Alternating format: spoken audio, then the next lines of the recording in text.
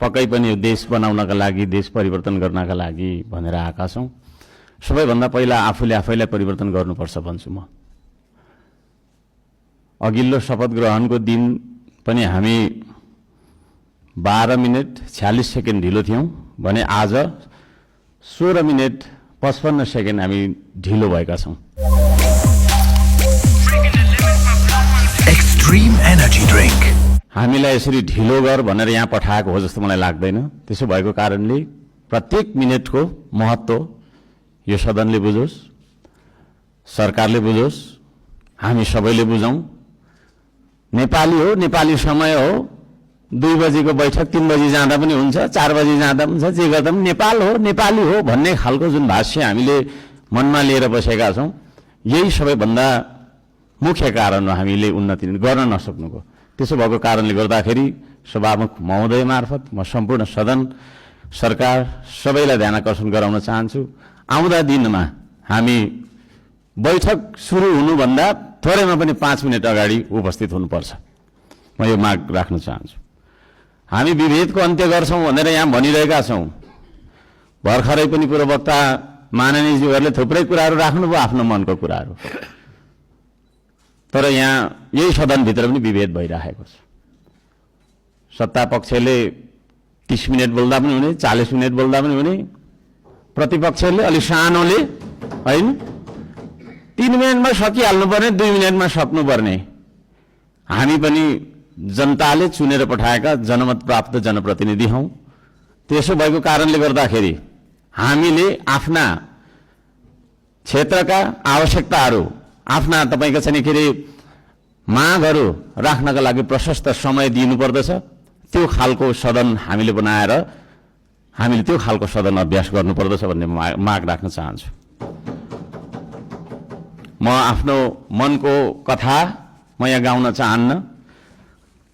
अब मेरो आफ्नो मन्तव्य राख्नुभन्दा पनि सरकारले कसो गर्नुपर्ने हो त?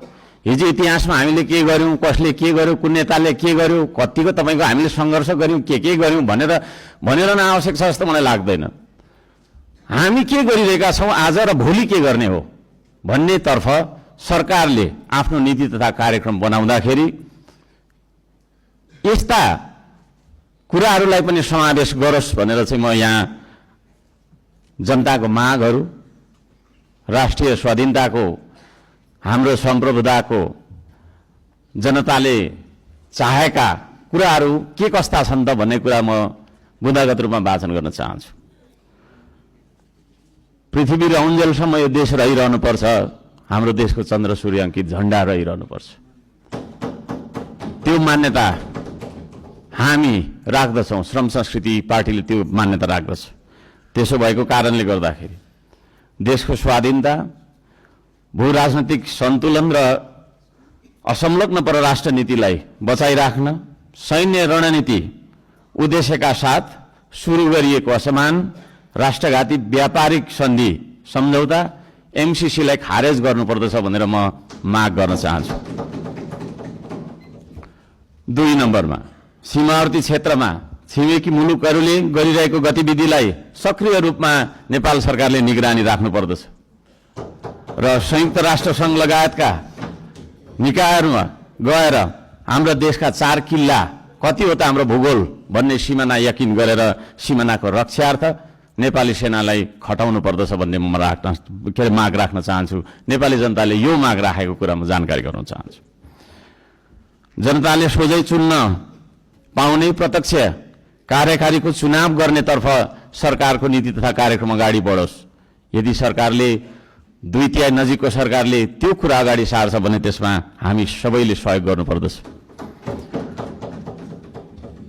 नम्बर 4, जेनजी आन्दोलनमा डिस्कोड चलाएर जेनजी बालबालिकाहरूलाई स्कुल ड्रेसमा आन्दोलनमा बोलाउने, शान्तिपूर्ण आन्दोलनलाई भड्काएर हिंसात्मक बनाउने, आन्दोलनमाथि अन्धधुन्ध गोली चलाएर दमन गर्ने, 23 गतेको घटना घटाउने, साथै 24 गते सिंहदरबार, संसद भवन, सर्वोच्च अदालत जस्ता सरकारी भवनहरू जलाउने कृत्य गर्ने मान्छेहरूलाई पनि तपाईँको चाहिँ नि के अरे कारबाहीमा ल्याउनका लागि उच्च स्तरीय छानबिन समिति आयोग गठन गर्नका लागि हामी माग गर्दछौँ। 5 नम्बर, सम्पत्ति छानबिन तथा शुद्धिकरण अभियान सुरु गर्नुपर्दछ। सबैभन्दा पहिला अहिले सरकारमा रहेका मन्त्री परिषदका सम्पूर्ण मन्त्रीहरू, सांसदहरू, हामी सबैजना सबैको तपाईँको चाहिँ नि के अरे हाम्रो सम्पत्ति छानबिन हुनुपर्दछ। हामीबाट सुरु गर्नुपर्दछ त्यो चिज, किनभने हामी नियम कानुन बनाउने भने हामीबाटै त्यो कुरा लागू भएर जानुपर्दछ। हामीले बनाएको नियम कानुनले अरूलाई मात्रै ठ्याङ्ग्रोमा कस्ने खालको व्यवहार हामीले गर्नु हुँदैन भन्ने माग राख्दछु। शिक्षालाई जीवनोपयोगी बनाउनु पर्दछ। उत्पादन, निर्माण र आविष्कारसँग जोड्नु पर्दछ शिक्षालाई। शिक्षा भन्ने बित्तिकै कथा पढ्ने विषयवस्तु होइन, त्यो भन्ने बित्तिकै उत्पादन, निर्माण र आविष्कारसँग जोडिनु पर्दछ भन्ने हाम्रो माग हो।